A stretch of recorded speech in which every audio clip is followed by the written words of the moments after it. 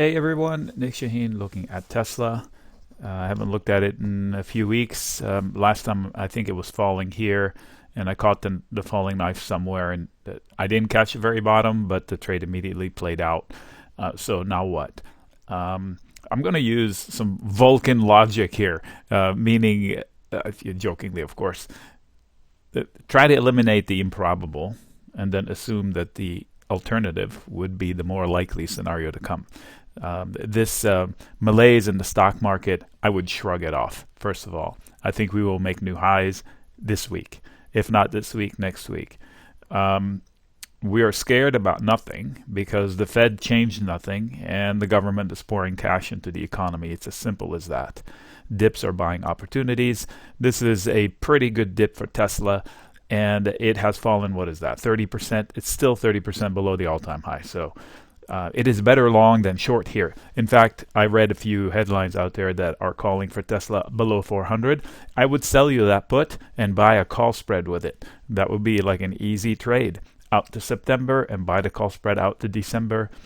And zero net out of pocket. Worst case scenario, I'd be buying Tesla at $400 per share if I'm put to stock. That would be good. So there is an open gap to 420, 418. This little guy.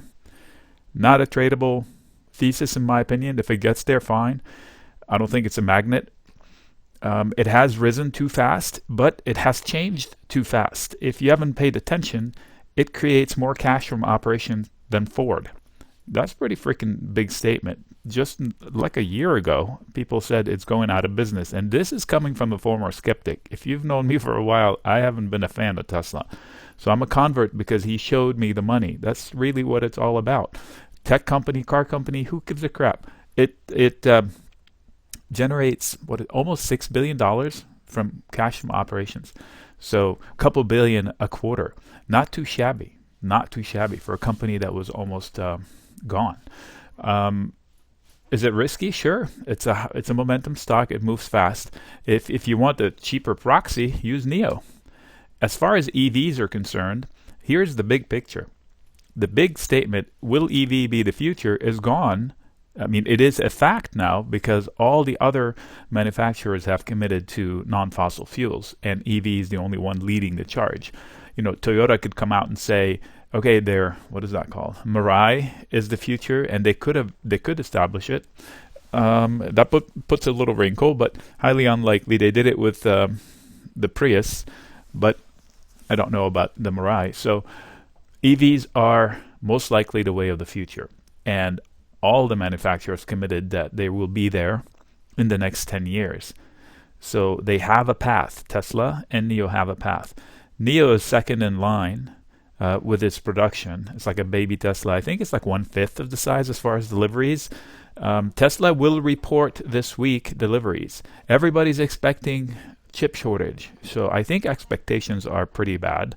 So if the news is in line or better than expected, it might pop. These are binary headlines. I don't usually trade them because they don't change the path of the company. They temporarily disrupt the price, but the path of the price is going along whatever it wants to do anyway. So it's not a game changer. It is a game changer if they say, we fell short and because of blah, blah, blah, we can never recover from it and we will never be able to meet our targets from before. Not going to happen. They're going to say, we fell short because of blah, blah, blah. We expect to fix it by blah, blah, blah. So it's not a game changer is what I'm saying. Those are the headlines that matter, and they're very few and far between. So dips are buying opportunity. How close do you want it to be to March 5th or March 8th? March 5th. So the assumption is that it will hold.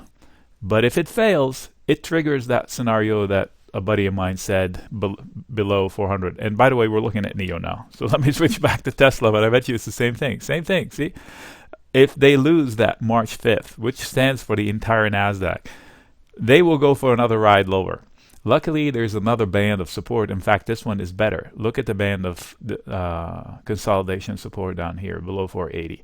So yeah, the target could be as deep as the rise of the cup or wherever you want to draw it. So the difference between 530, like $200-300, Downside, technically, it could happen, but I think there's a lot of support in the middle. So this is where, okay, I'm bullish, but I have to be open and stop myself. So at what point do I stop myself? When it loses levels, that's one way.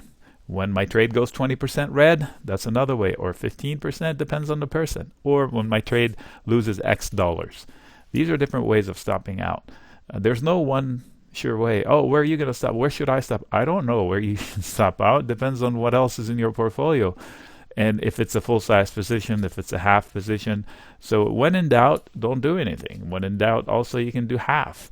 When in doubt, all out. That's like racing. If you don't know what's going on in the spin, either push the brakes and the clutch, or just don't do anything. So the idea is to not follow the herd and chase it. Like if you're shorting down here, you're making a mistake, in my opinion. If you're chasing up here, you're making a mistake, not because I saw this coming, because it is not an obvious point of entry. This is not an obvious point of shorting. So on the way up, I can tell you there's going to be resistance at every ledge they try to hold. The biggest one is 727, 690, 720. There's going to be a lot of resistance here. So if it starts rising and this is where I decide to get long, I'm making a mistake.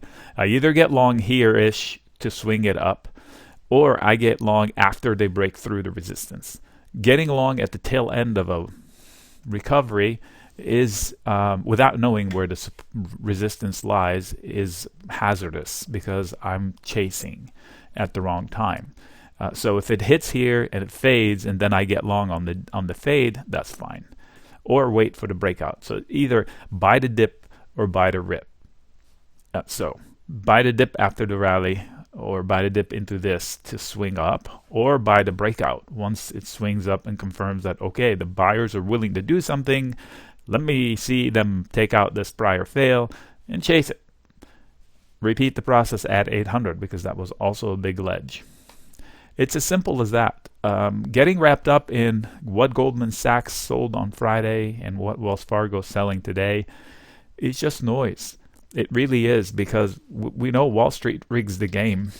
And what we're talking about is whatever the hell is going on with this. We don't know. I don't know. I'm not from Wall Street.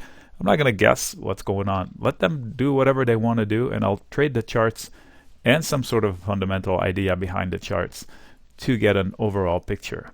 And the options markets offer good alternatives. Instead of spending $650, $600 to buy a Tesla stock, what if I can buy it or commit to buy it lower and get paid for it? So the September put, for example, at 400 is, I didn't check today. Last week it was like $28. So I would get paid to promise to buy Tesla stock at 400. That would be a sweet deal for somebody that is willing to buy the shares. That's really important. Never sell. I would never sell a put. I don't intend to own shares in. Because that's how problems happen that you can't recover from. All right, so nothing here is a trade recommendation. Of course, I'm sharing levels on a chart and logic as to what makes sense and what doesn't make sense. Logic really prevails in most cases. And if I just step back, I haven't shared any of my lines because it really doesn't matter. But if I just take them out and step back, you can visually see a cut in the action right here. A rally, fail, consolidation, burst through the rally, testing it. They're testing the zone. So if they succeed, it's a base. If they don't, it's a retracement back to the base that's below it. Simple as that.